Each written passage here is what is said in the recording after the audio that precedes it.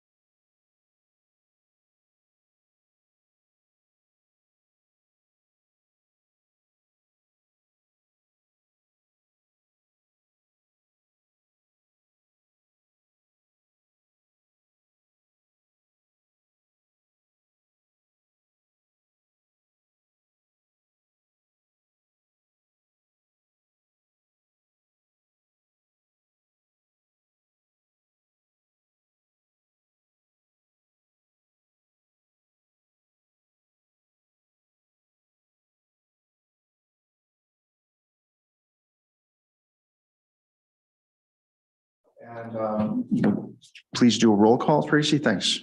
Councilor McGee, Here.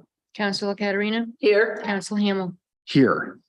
And with that, I'd like to ask for approval of the minutes from the July 28th meeting. I wasn't here, so I can't. I'll move that. So moved.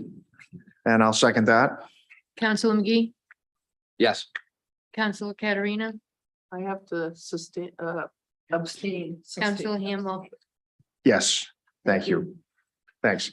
I thought I'd just try to reset here. There've been a couple of agenda packages. We sent out one package and then there was an amended agenda.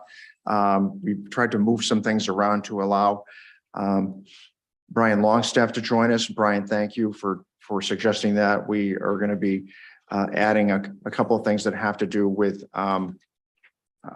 shoreland zoning and floodplain related amendments that need to be made in order to help a couple of applicants, 3 or 4 to be exact, try to get some work done before the snow flies. So thanks to everybody for being flexible with that. I generally don't like to do that, but I felt the reasons were very sound, and Brian helped me understand sort of where we were and what the options were otherwise. So that's the big change. That kind of bumps other ordinance work. We were going to otherwise in the original agenda review the Shellfish conservation ordinance as well as the coastal waters and harbor ordinance. So both of those have been moving their way steadily through committee, mainly driven by the coordination of Darren Granada, who's done really excellent work helping to get those in shape. But we'll come back around to those in next month's meeting.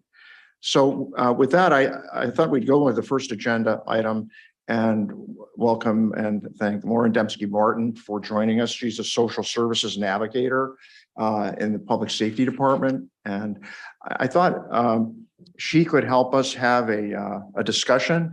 It's really a non-action item, but a discussion about our challenges with homelessness in the interest of our trying to raise the awareness and understanding of us as a committee to those issues, number one, and to try to make sure that we're helping to address and to move through ultimately if there's any ordinance work, anything in that area that we may need. So I'm doing that in the interest of trying to add resources and raise awareness. And it's not intended to preempt or otherwise interfere with what we would be deliberating over as a council and work that would be driven by Tom and staff to get us to that point.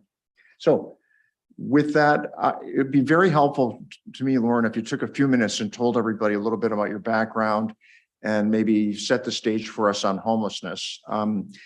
Lauren, for a recent conversation on homelessness, was kind enough to prepare a 2-pager that I thought was extremely helpful, very informative. So if you haven't had the time to read that, you should definitely take the time out to do that so that we could understand this problem, which is pretty complex with a lot of pieces to it and a lot of structural issues. So with that, please tell us a little bit about yourself and your experience so far. And then I thought you could help us walk through Absolutely. what's happening with homelessness. Sure. So I've been the social service navigator over at the police department for about 3 years now.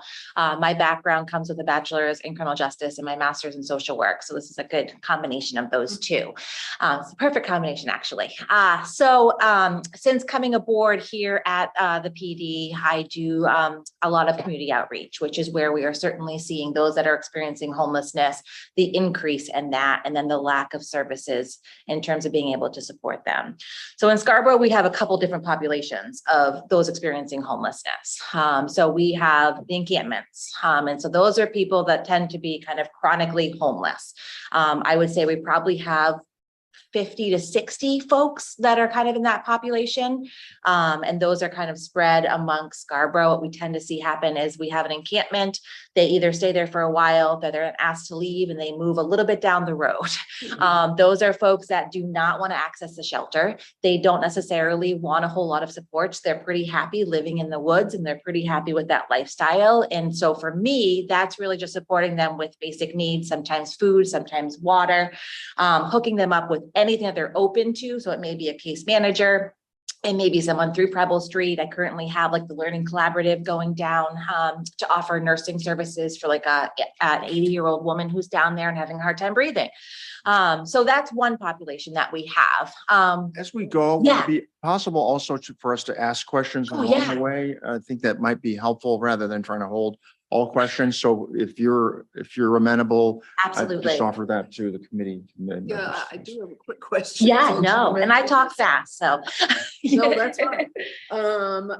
This so-called chronic homeless group, the 50 to 60 are in Scarborough, the 50 to 60. Yes. And I know I'm putting you a bit on the spot. No, that's fine. How many of those would you surmise have mental health issues or substance abuse? A majority? 95%. Yeah, okay. So now that comes to be said that probably 50 to 60% recognize that they Yeah. have a mental health issue. Yeah. The other ones I am somewhat diagnosing as I go out to Right. assess. But yes, the majority of those folks struggle with either a mental health, a substance use, or a co-occurring disorder. And so part of the reason they refuse to be sheltered is because of, lack of a better word, paranoia about being in a structured place, past experiences that were bad, being in a structured Exactly. place. A lot of them have the social anxiety. A lot of them have had a bad experience at Oxford Street, so that's not an option for them. Some of them have had a bad experience with like the mental health field, and so then being able to access something to get them stabilized isn't an option for them to be able to access somewhat of adequate shelter.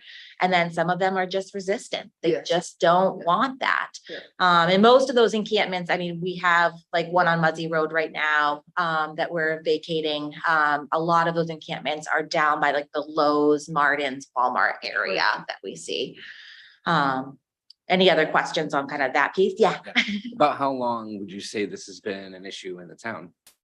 So since I came aboard, I mean, we've had encampments, so at least for the past 3 years. With that being said, we've seen a giant increase in folks utilizing those encampments. I would say probably since like COVID hit and the pandemic days. And we're not seeing a decrease at all since, you know, COVID has started to decrease. We're not seeing a decrease in the encampments. If anything, we're seeing continued increase in people coming to Scarborough because it's safe. People have found that Scarborough is safe. It's safer than Portland. And that gets around to those experiencing homelessness very quickly. So that's number one reason why people say that they have come here is it is safe. It's a safer situation than to be living in Portland or Bangor or some of the other cities. Encampments. Yes.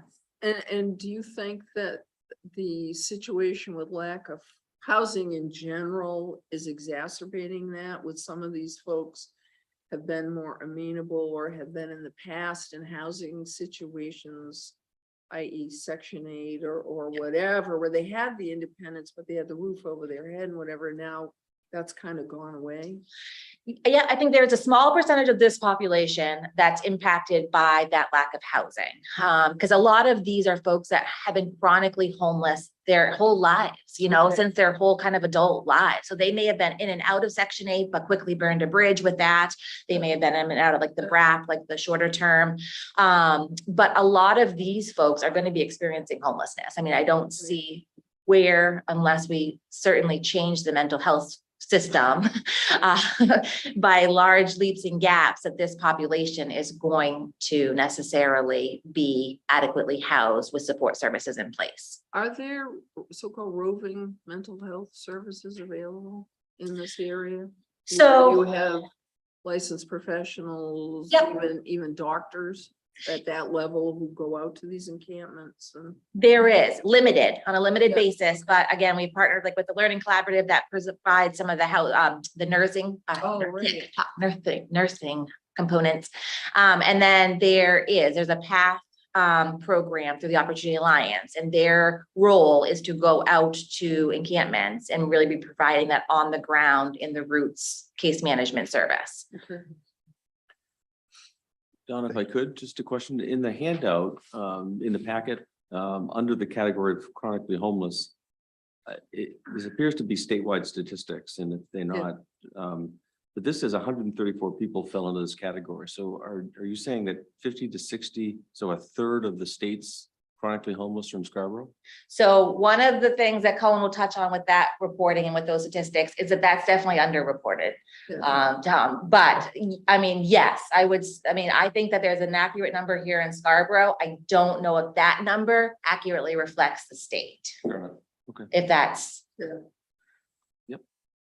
I wondered about that number too. When I first saw that, I'm like, that seems awfully low, but I haven't been in the field. a lot of the statistics are definitely underreported. That's somewhat based upon like this statewide list that all the municipalities were putting folks that are chronically homeless on. And I think we're definitely missing many of the encampments on that. And just to clarify, mental health services, if somebody wanted them, that's a voluntary aspect, right? It cannot be forced Correct. hospitalization, can it? Unless there's like an imminent risk of them self-harming themselves or somebody else. No, we can't blue paper them. We can't involuntarily transport them. There has to be that imminent risk. And to meet that, I will say people that struggle with mental health are very smart about what they say. And they know how to kind of weave in and out of that system to not be involuntarily committed.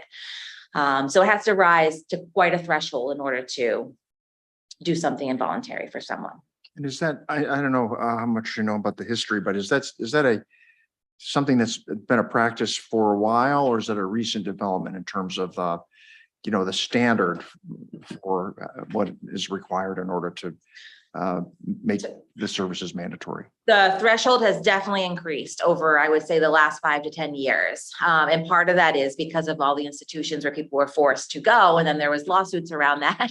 And so now that threshold has definitely heightened a bit around how we can get somebody to involuntarily seek treatment. Okay. So somebody would have to either say that they want to kill, hurt themselves, or hurt somebody else in order for us to voluntarily commit them. Okay. Do they have to act on it too? Not Or if necessarily. they act on it, they can just talk about They it. can just talk about it to at least get us to involuntarily transport them for an assessment. Mhm. Now, with that being said, Maine Med turns around within 2 to 3 hours and releases them back into the That's community. But it gets us at least that initial assessment to potentially find them a psychiatric bed somewhere. Okay. Of Right. which there are none. Very true. Sorry. And just, I don't know if you have the answer for this, but I'm just curious, the mental health services that are available, would you classify them as and we're probably understaffed in that area? I would assume the rest of the state's understaffed everywhere. Would you know how understaffed? I mean, they are. Very. comparatively? I mean, to get somebody, let's say like a case manager. So that's literally somebody who's going to check in with somebody once a week. Those wait lists right now are anywhere from 4 months to a year. And that's with a basic case manager. Now, there's specific case managers who deal with folks who are severely mentally ill, which is called the ACT team. And that wait list is at least over a year right now. And so Spurwink offers that services and behavioral health homes do. And that would be somebody who struggles like with schizophrenia or one of those more like major mental health issues, like where they're going to deal with psychosis and other things that may really impact the community. And could you take a minute and describe it in a little detail what the case management services include, Sure. So for a basic case manager, so right now case managers are doing both via like almost remote. So there's many case managers who are providing case management to folks in our area that are located in Augusta, in Bangor. So they're doing everything remote. So they're literally checking in with that person maybe once a week via phone or via like a, Zoom platform, finding out kind of what are their unmet needs and then figuring out how to help them navigate it to really kind of do some referrals out to meet those needs. So that might be doing housing applications over the phone, seeking, like a psychiatrist for medication, but really trying to identify what are the unmet needs of that individual and how are they going to do, referrals or wraparound services to support those.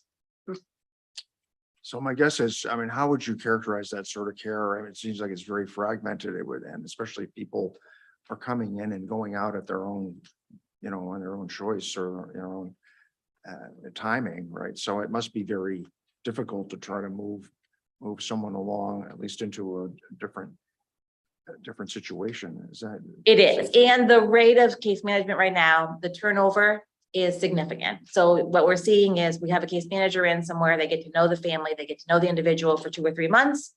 They decide they're going to leave that agency. We get a new case manager. We start at ground zero.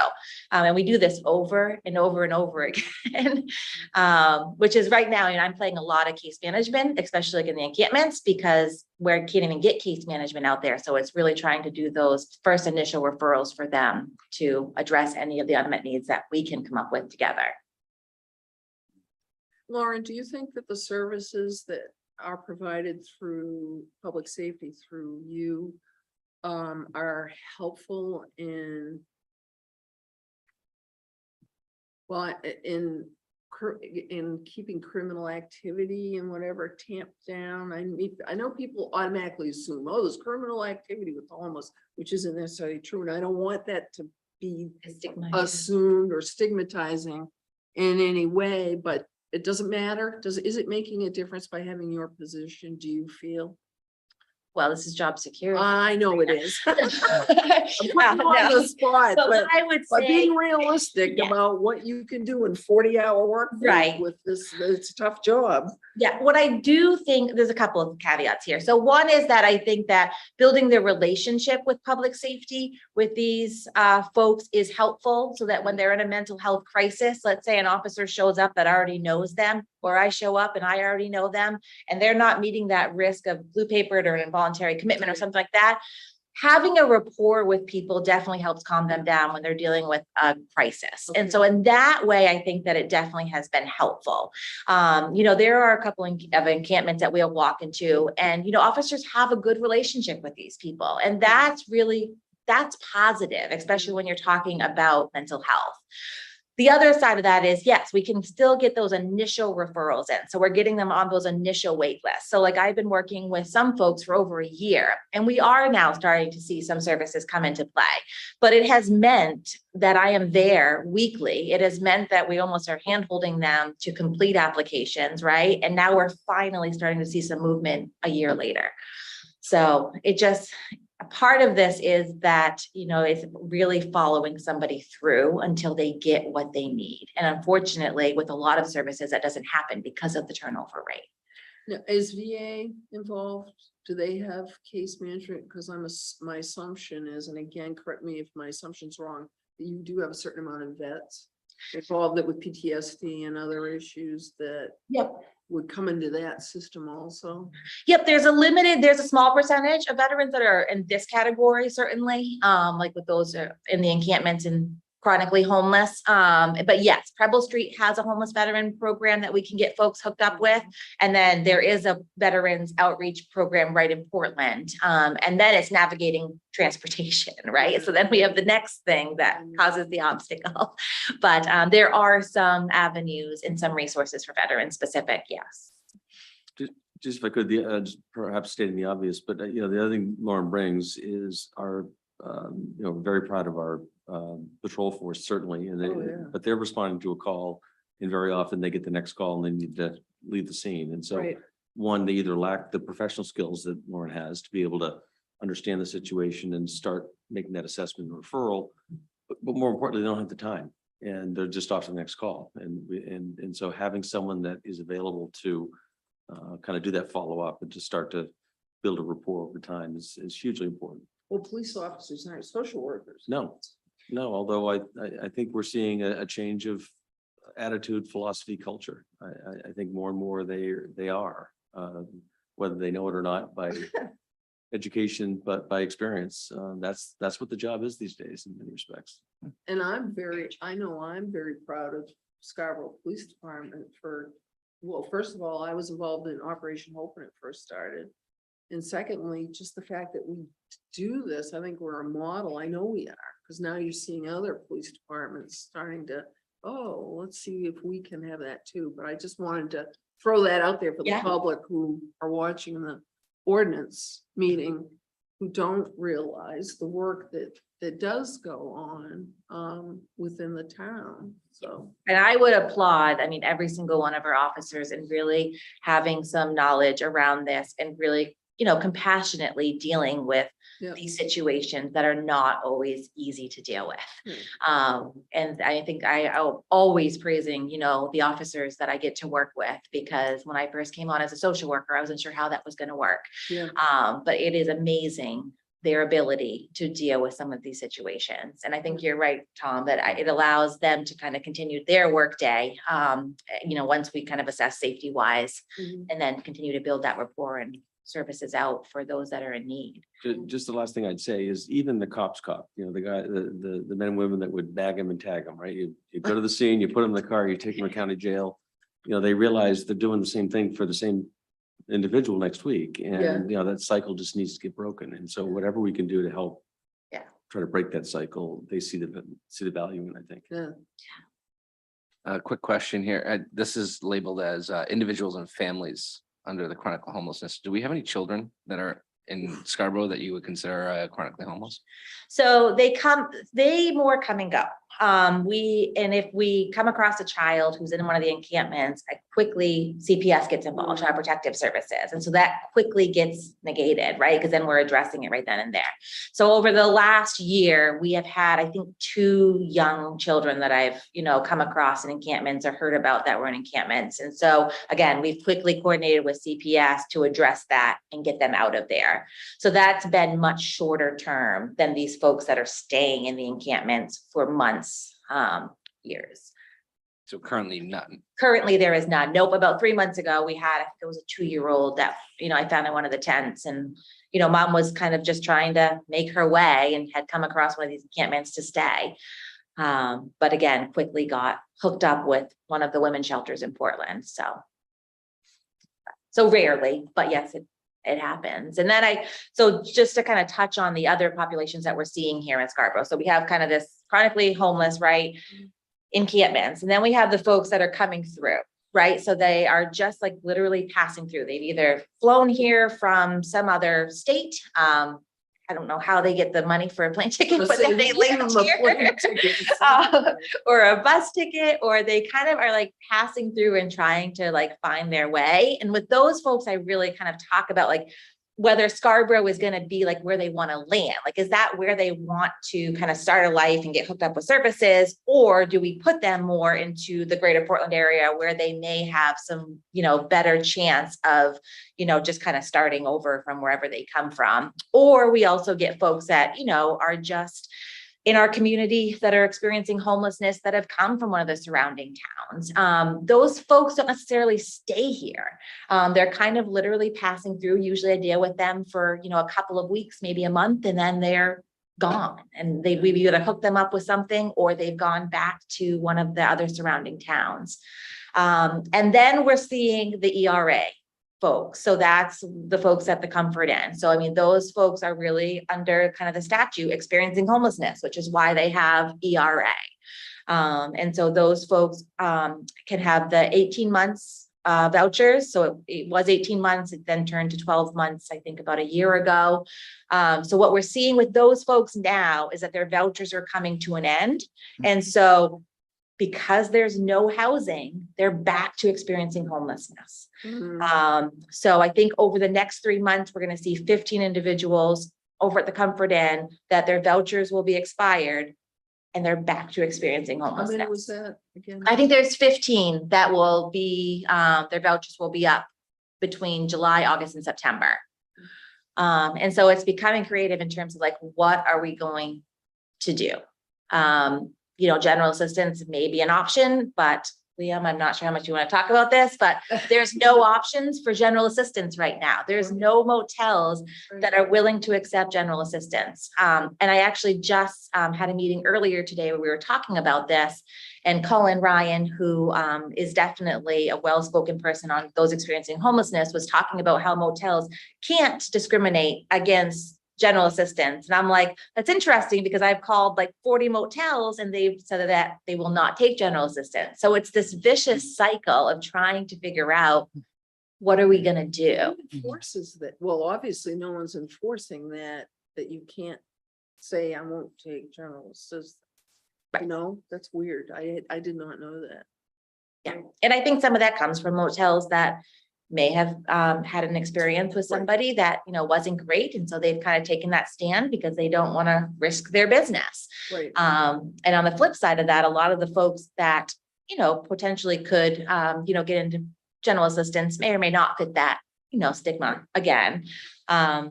So that's the vicious cycle right now is these folks, there's running out of ERA vouchers, and then we don't have a place to necessarily put them under general assistance.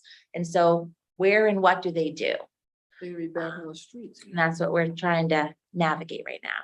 So those are kind of the different. So, Here. yeah, I understand substance abuse issues and as it relates to chronic homelessness and mental illness. Do you have a guess at the ballpark of people that don't fall into either of those categories are not employed or attempting to be employed? So the amount of folks that are under some sort of category of experiencing homelessness, but that are not employed Correct.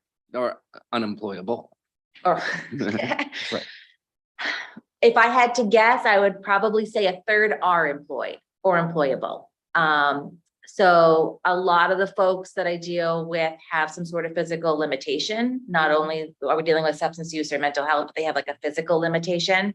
And they're actually receiving a small SSDI stipend. And if we know that amount, we know it's probably $700 to $800, which is not enough to go get an apartment, right? But you don't qualify for a lot of things because then you have an income.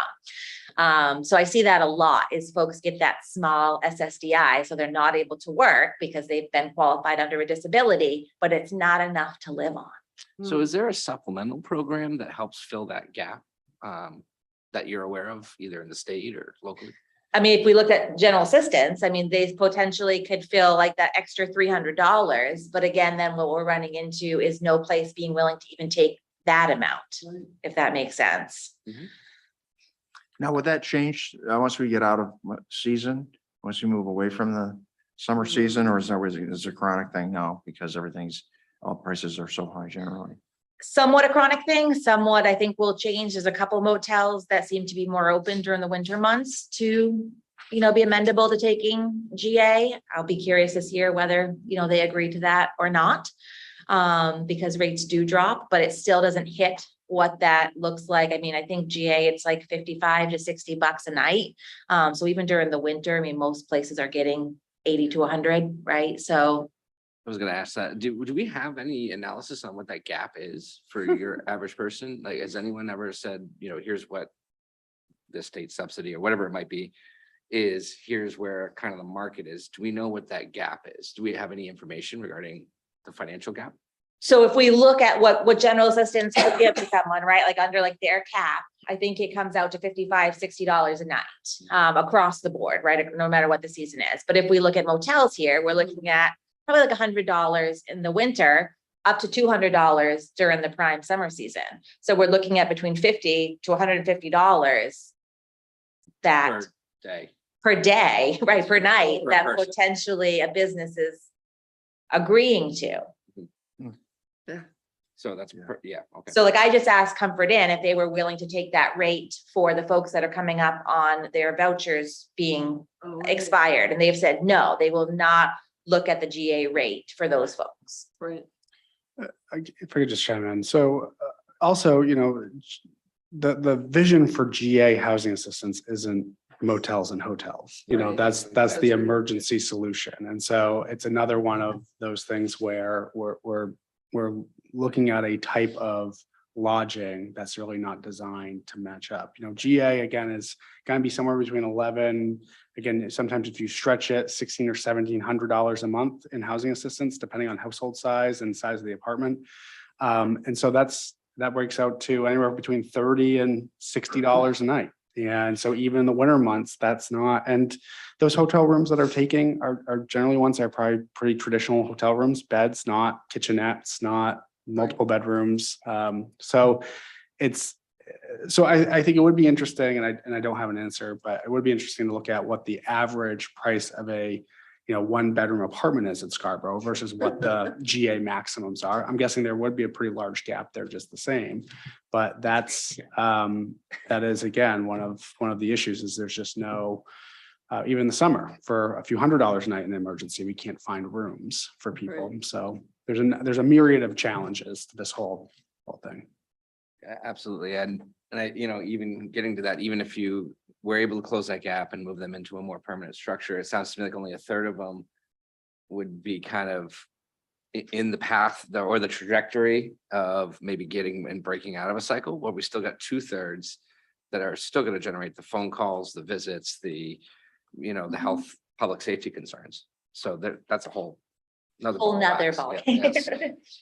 Yeah. Okay, thank you for helping me think that through. Just one more comment. I mean, I think the ERA folks, I think it has been interesting to see, because I'm not familiar with the number of stories I think Lauren is, but I know that, again, we've talked a little bit about this at the council level with the Fair Hearing Authority, and we've at least heard a few anecdotal stories. And, a lot of these folks are people who, I don't know, a lot's going to stretch. There certainly are some anyway, who we've heard from that are employed, that are employable, that have lost their permanent housing due to their buildings being sold and then them being evicted, not due to poor behavior, but simply because with the market, people are buying it, they're renovating it, and then they're renting it back out for many times over what they were otherwise receiving. And so there are actual, and again, they had no place to go. And so we are seeing, again, I've been in contact in my brief stint doing some GA with Preble Street really is doing it. It seems like they're having some success finding people more permanent housing,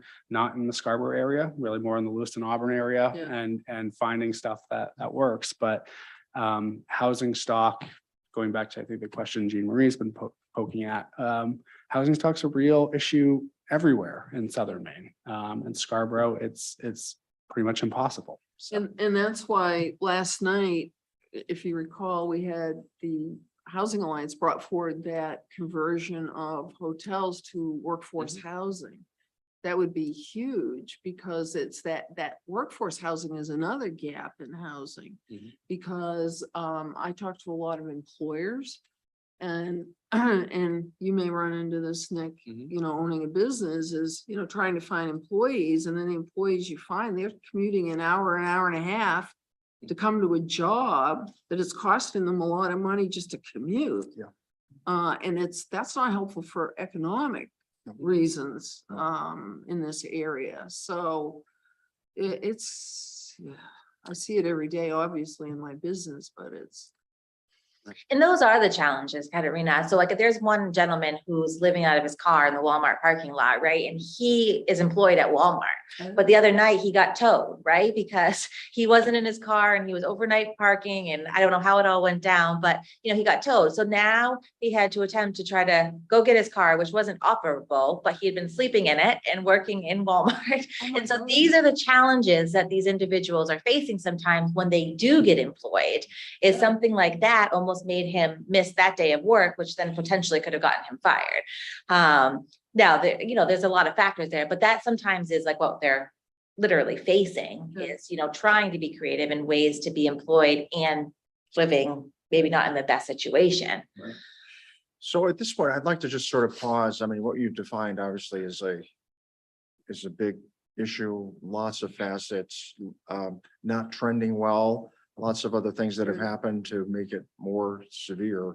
So if you could wave a magic wand, what kind of help would you recommend, and where does that place us in terms of a council or town on behalf, or a council on behalf of the town, number one, and number two, anything from an ordinance change that you could think of if your perspective goes that far. So could you help us with that? Sure. So I think that the biggest thing that's going to be helpful here is going to be affordable housing. So I don't know necessarily how ordinances could change that, or Affordable housing or workforce housing?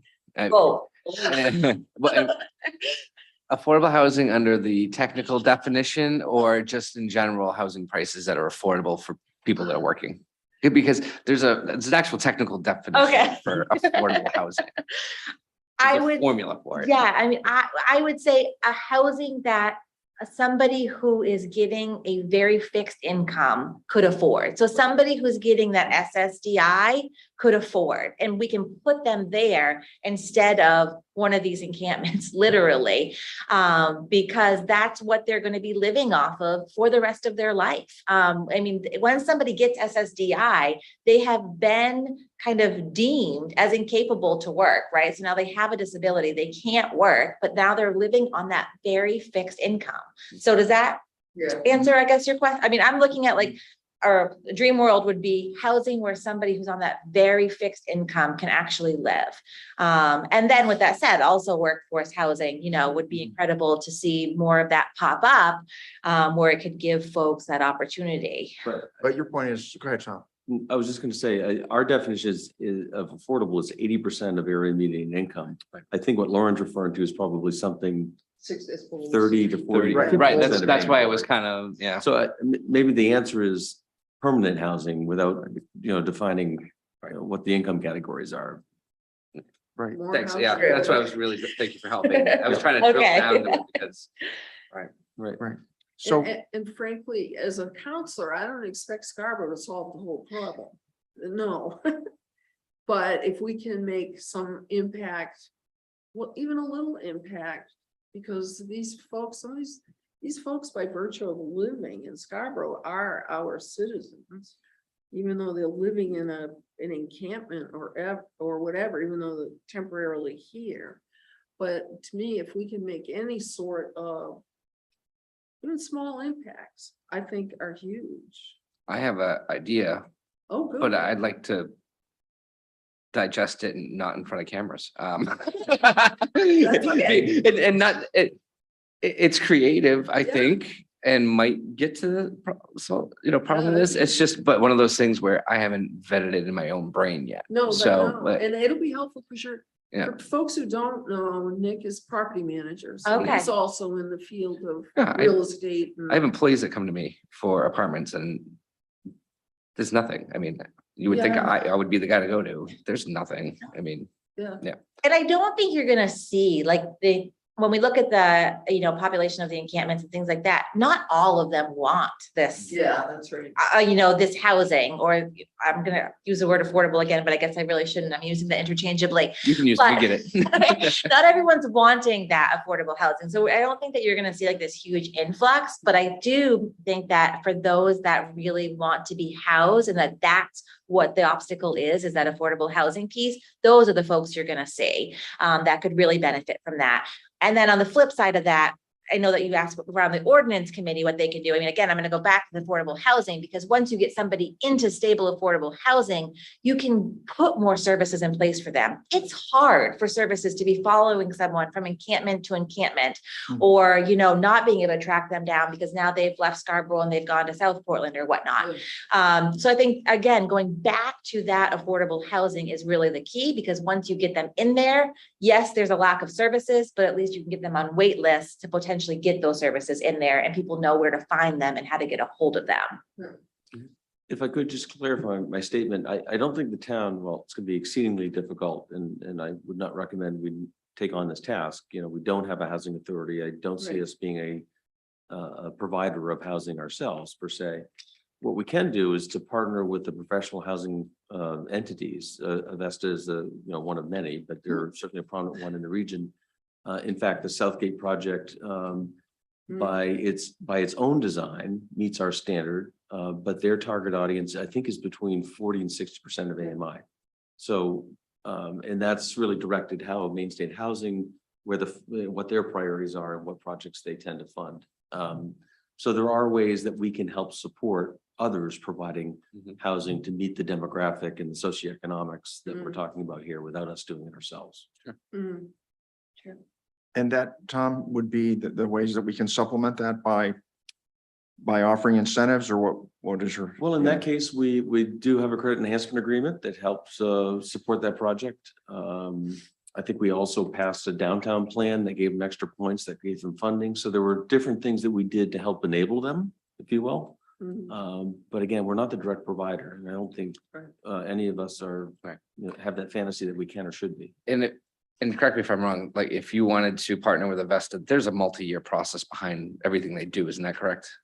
That is, and one of the things we can start with is if we have land or we can help open doors and make them aware that there's opportunities for them to have projects in our community. And we've had some great success. A lot of the recent priority through Maine Housing has been senior focused, and there's a great need there as well. I mean, that's part of the challenge. There's, I think, 10,000 Mainers, senior Mainers are in need of affordable housing. So there's a huge need there as well. There's been 3 projects I can think of in the last 8 years that are senior focused. Yeah. Jocelyn Place is one, Bessie 1 and 2 Bessie, across the street, and One in then Scarborough Towns. and then The next to firehouse. the public safety building. Yep. Yeah, Southgate's the only one that's family focused and a lower area median income. So with that, I think we're just gonna, draw a line on the conversation. If there's anything you'd like to add in terms of any parting thoughts for us. But this has been, I think, very productive and enlightening, depressing, but I mean, it talk about a, deeply embedded, issue with a lot of structural issues associated with it, no quick fixes. So, but, I think it's helpful that I think we have a start and some expertise in this area. And I think over time we'll refine, how to really hone in on that and expand it. So, but Donna, thank if you. it pleases you, perhaps it will. I know council leadership, myself, Councilor Katarina, were all at a presentation that Ryan Cullen made last month or 6 weeks ago at the police department that Lauren coordinated. They're interested in perhaps having a workshop with the full council and for, kind of wider public consumption, really kind of just laying this groundwork. What is homelessness in Maine? And then maybe drill down. Lauren provided some details more Scarborough specific than I certainly appreciated. So Great. if that's of interest, I can certainly encourage leadership to Thanks, coordinate Tom. that in the fall. Thanks, Tom, for offering that. And we definitely would support that Okay. and look forward to participating in it. Take that back. The other thing I'd say is we were going to try to go through South Portland ordinances, but what I suggest is we do that as a homework assignment, Yeah, just take a look read at it. through. And then we'll come back to that as a group at some point running up to, when we address the comfort in next time. But if you've had a chance to read, my sense is that there are very specific things there that make a lot of sense. There's some And that I'm wondering if they're gonna get a legal challenge. Well, there's on, that. Like the knocking on doors every couple of days, doing wellness checks. It's like, right, so where's there's the fine line? There's Yeah. that, and there's other issues, other issues with it as well, but I think that, let's come back Yeah. around to that. I think that we had used that to tee it off, but this has been a really Yeah. that's helpful been start. I'm great. glad we took a broad Please let me brush. know. So, I can Thank answer you. any Appreciate it. questions. Thanks for your Don't ever work. hesitate Thank you to for reach the out. work you do. Thank I know that's I love not it. easy. I terrific. know. Thank you. Well, thank you all so much. Thanks. So, and at this point, instead of veering into ordinances and the GMO, I'd suggest we move forward with Brian's segment here. Since he's here. yeah. And Brian, thanks, again for your teeing this up, and we'll follow your lead on this. We have the ordinances and the red line version as proposed, so I think we'll follow along, but please help us get smart with how we got here. Yeah, thanks for fitting this in. And yeah, it is kind of time sensitive for a few folks. It's not time sensitive for me necessarily, but in order to help them, it kind of is. And I apologize, I lost track of the ordinance committee schedule along the summer months and didn't realize that this was creeping up so fast. So I appreciate your jostling things around. So I think some of you I may have talked to you about this before at Long Range Planning Committee and other times. The last group of amendments we made to the shoreline zoning ordinance, I flagged this issue of a requirement or a limitation rather on height of the structure for non-conforming structures that of 20 feet if they're less than 75 feet from the highest annual tide and so on and so forth. And the fact that some improvements that they would make would trigger substantial improvement under the floodplain ordinance, which means they need to elevate. We now have new maps that are going to be coming on board next year that in some places increase the base flood elevation by as much as 5 feet. So structures that may be already 18, 19, 20 feet, who now have to elevate another 5 feet, what do you do with that extra 5 feet? The shoreline zoning guidelines, the state mandated guidelines do not address that or did not address that. Last year, I was successful in engaging our own Senator Stacey Brenner. We got DEP involved. We got Sue Baker involved from the floodplain office at the state level. And DEP was good enough to come up with some suggested changes to the ordinance. We got legislation that was passed in April, and it became effective on August 8th. And so those changes, just in a nutshell, you can read the red line, but it basically allows, when height was before measured on the low side of the building, the average grade at the low side of the building to the highest point of the roof, for those non-conforming structures that are in the floodplain only, we're only talking about non-conforming structures in the floodplain. If you're conforming, you can go up to 35 feet. You don't need this help. But if you're non-conforming and you were limited to 20 feet, you can now take that measurement from the bottom of the sill to the highest point. So your foundation, your lowest floor gets elevated by 3 or 4 feet. Now you can take a measurement at that level and go up. So at least, if nothing else, you can keep the same height of your structure that you have now. In some other cases, maybe you can still elevate by a few or increase the roof by a few feet. It's going to give us some guidance where before technically we'd have to mandate that they cut their roof off, and that just made no sense to anyone, but nobody seemed to be picking up on that. So we have the opportunity now through legislation to make that amendment into our ordinance and take care of that. And that's done in two ways. It changes the definition in the definitions section, and it also changes the section under non-conforming structures. So those two places deal with that. There was a third amendment that actually came about just about the time we did our last round of amendments to the shoreline zoning. It wasn't yet in state law. And that is that there's supposed to be photographic evidence taken before and after a project in the shoreline zone. It's shoreline only. They want photographic evidence of the shoreline because too many times projects were kind of going way beyond the scope of what was approved. And so this is a way to photo document over time this creep that we sometimes see along the shoreline. So that was something that was, again, put in legislation. We didn't get it into the last amendments because it happened at about the same time. It wasn't yet law.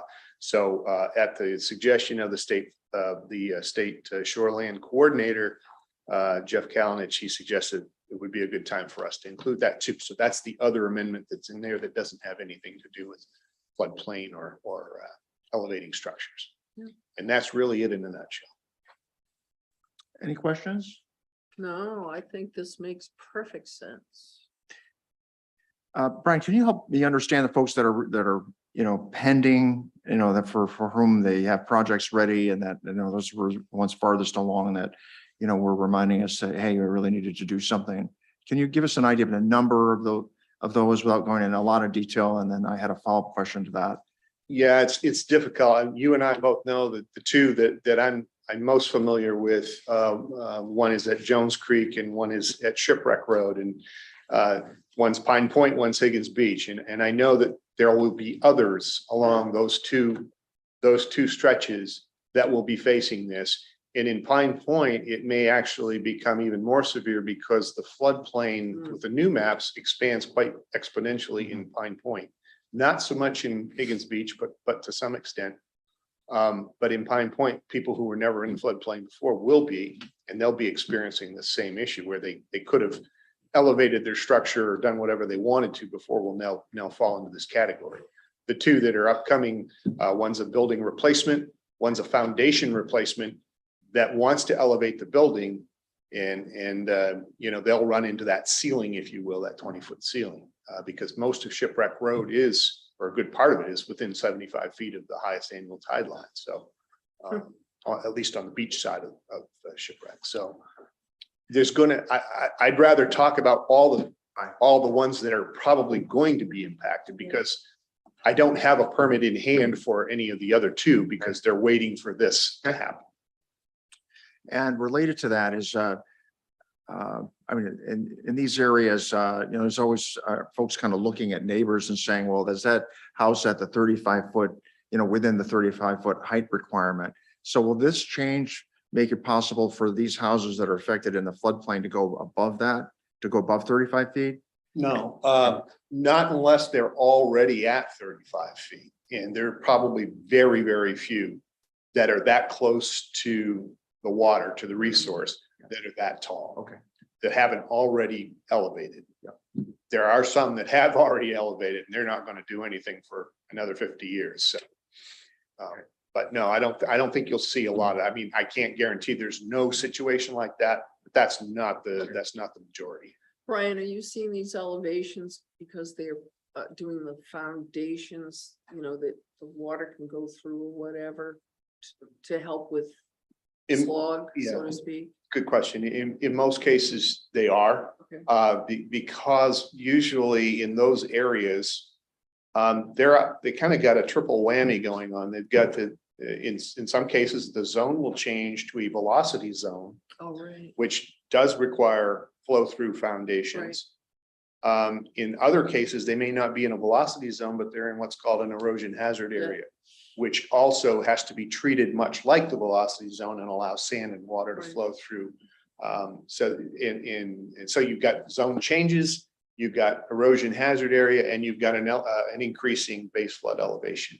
So there's those combinations. It's a deadly cocktail for anybody that wants to renovate their house. And sometimes the improvements that they're doing are fairly modest, but because of the values of the house, substantial improvement is triggered at 50%. If your cost of your project is 50% of the market value of your house, not the land, but the house, you've triggered substantial improvement. You now have to elevate. Wow. And so you've got all of this going on, and this is just a way to kind of help level the playing field a little bit and give somebody a reasonable opportunity to do.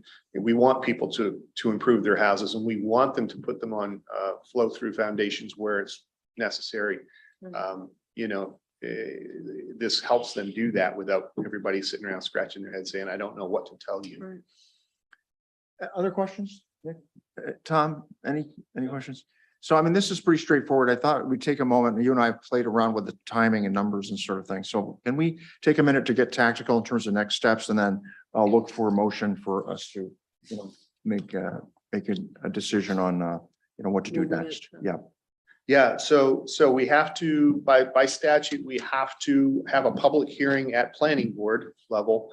And I think the council also has to have a first, second reading and a public hearing in its process.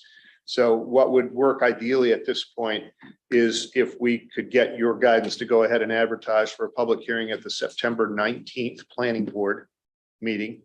And if you, the council, would agree to have first reading, or if you're able to have first reading at September 7th meeting, and then that would put you in line to have second reading and maybe combine a second reading and a public hearing and a vote.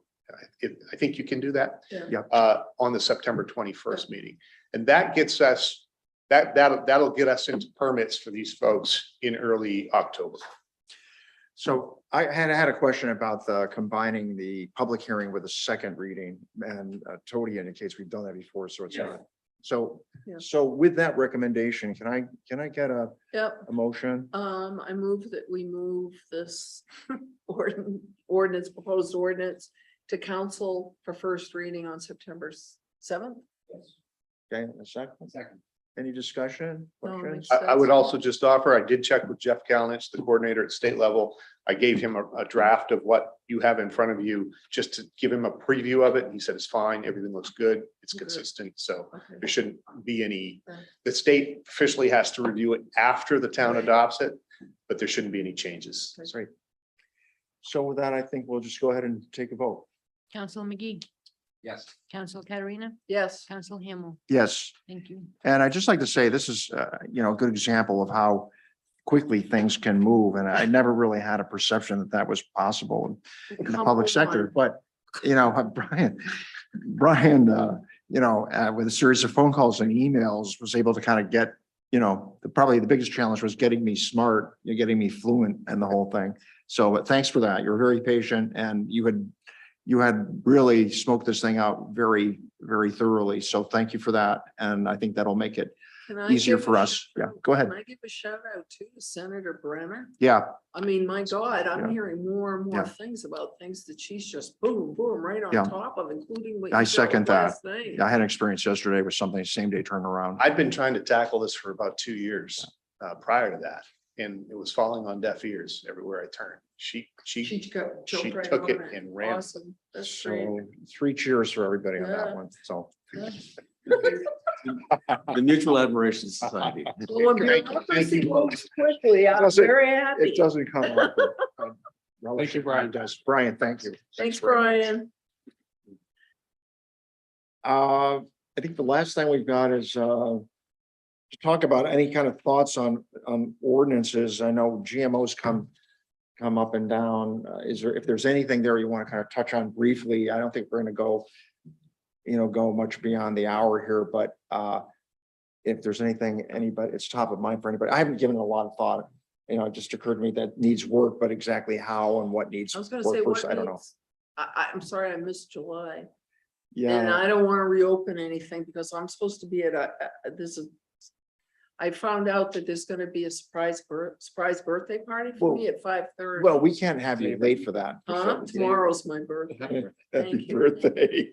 But, We got here on yeah, 5 o'clock. And it's supposed to be a surprise, but I just announced it to the world. and My husband's gonna be, how'd you We'll be- know about it? We'll strike that from the minutes, so there's no, But, I mean, I'm not quite, we just did GMO and whatever, but I'd like to see more play out as to, like Scarborough Downs is gonna be coming before us with something, and I'd like to keep an eye on it and keep it like back burnered, so to speak, but does that make sense? Am I making Sure. sense? Sure. So I think one of my thoughts on it is stability. I think there's a couple of things. I think the business community needs stability out of the town. Yeah. As far as it comes to what we'll entertain. Right, And on our end, I don't think the council wants to continually deal with exemptions. So my personal thought is it's got to be a way to work this where both sides can win on this one. And I don't know, I have the 100% solution, but I'm willing to try to dive in and see if it would Good. work. are there other towns, other municipalities that have something that, because I hate, if there's already something that's working. I think there may be some other examples. My assessment is we've got the 10,000-pound gorilla in the middle of the room. Right. The current system, but for the exemption, doesn't work for a project of that size and that scope and in that scale. And my gut tells me that the GMO as currently drafted will probably address all other concerns in town fairly well, but for that. Yeah, And so, We if there's a do way- know there are a couple more coming our way, though, requests. I believe, right? Rumored. Yep. Rumored, right. But as you sat in on a conversation a couple weeks back, I think when you actually sit with the developers, yes, of course, they'd like the green light up front. Mm. But when you actually work them through and understand what their actual needs are, more often than not, I think there's a way to work within the existing system. And if there's an exemption, it might be very, very small allowance to be able to keep them moving on the schedule that they think they need to. I think this is probably a good example of maybe something we could tweak that would help. Which is these buildings are built with 12 units in them, but their allotment for the year is 11 or, I'm sorry, it'd be like 15, but they can only really use 12. Like, can they carry that 3 to the next year? So the next year when they come in for their 12, they can have those 3 and now they've got a 15, something to that effect. Whereas it's like, oh, great, we have this many, but we're based on our building structure and size and design, we can only use a portion of it. Reserve those for the current project. in other words, Correct, allow them reserve it to for the year. carry over. Right. allow them to Carry over within the current project. Right. Something like that. That would, I think that would be worth exploring and maybe avoid some of those exemption meetings and whatnot. And help them also calculate how their build cycle could go from one year to the next year to the following year. Right, But things like that. Yeah. Okay. Yeah, it strikes me that the exemption process is uncomfortable for applicant, for us. For everyone, And, right. and a huge consumption of time and energy and emotion. but I'm really limited in terms of understanding a different path forward. I mean, I think the brilliance of that process is somewhat in its simplicity, and what it really begs is a deep understanding of what the project is, and hopefully a council's appreciation, or get to a point through information conversation whether that project's worthy, and it's worthy of our breaking the rules or creating a special exception for this project, analogous to the contract zone. Someone wants to do something the zone doesn't allow. And we say, well, okay, we might do it, but we'll do it only if you do X, Y, and Z to make it acceptable to us. And I think that's probably the other portion of this where I think there's maybe a glaring hole is a good definition of public benefit. Yeah, I mean, just because it's off the top of my head and I'm not casting aspersions here. You know, public benefit for the Acura dealership was a stone wall with, you know, the welcome to Scarborough sign on it. The Yeah. public benefit for the Downs might be acreages of land that it's not the same. You Right. you know what I mean? Right. And I think that speaks to maybe a lack of clarity as to what this council or future councils may consider an actual public benefit, a threshold level. Right.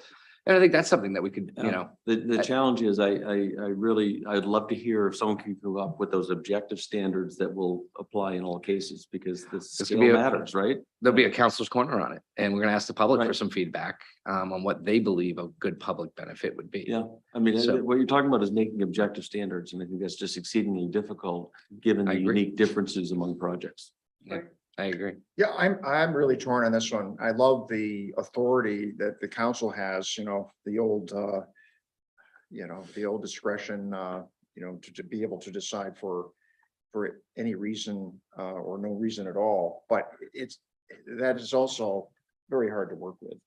And it gets very Standardize. political. Yeah, It can get so- very political and cause all sorts of issues. But I get what people are asking for. They're asking for some predictability about, well, what exactly is the standard, so we can see how each of these projects fit or not. And I kind of agree with Tom. I think that, 90% of them fit okay. Yeah. It's the big ones. So, Just one piece of information that may not, Nick may not appreciate. In the current version of the GMO, the council was kind of trending toward this exemption process and really didn't have any standards at all. And it was really upon the assistance of the town attorney that, Right. and he wasn't really a big fan of that approach to begin with, quite honestly, is that, failing something else, use the public benefit standard that is already in use and serves a purpose for contract in the contract zone context. So at least there is something to rely on. Yet it's like Swiss cheese. It's, full of subjectivity Yeah. still. So there's a real challenge in connecting the two. it's whatever we can get, 4 votes to make it, right? So. I think, Five. for what, for what it's worth, I'll try to pull something together, and if it's garbage, you'll let me know. No, I mean. Yes, we will. And, maybe I'll strike some magic gold. I don't know. Give but it a it's- toss. And we'll see if it I'm sticks. willing to at least put in the effort to Yeah. try. That's- Right. yeah. That'd be If you good. need some assistance, we're pleased to help. So we'll be open to, to seeing that, and in the meanwhile, addressing, the bigger questions that come with the bigger developers. But I'm inclined on these sorts of things, especially in the case of a couple that are coming up, the Muzzy Road and also the one Enterprise. They've started, or the one of them has started, and you can see the other one unfolding over time, and it fits within, it could fit within our permits and zoning and so forth. It's kind of hard to find a reason to say no, despite what folks are And asking for. especially given our conversation regarding lack of housing. Yeah, yeah. So why don't we leave it at that? We'll come back to that. And I think if there's any thoughts on next agenda items, and there don't have to be, but I'll come back to you on that. But if Yeah. there's anything that's burning that folks would like to get to, let me know. Otherwise, I'll look for a motion to adjourn. So moved. Councilor McGee, Yes. Council Katarina, Yes. Council Hamel. Yes, Thank you. thank you, everyone. Thank Thanks very you. much. Don, I hit, That was good.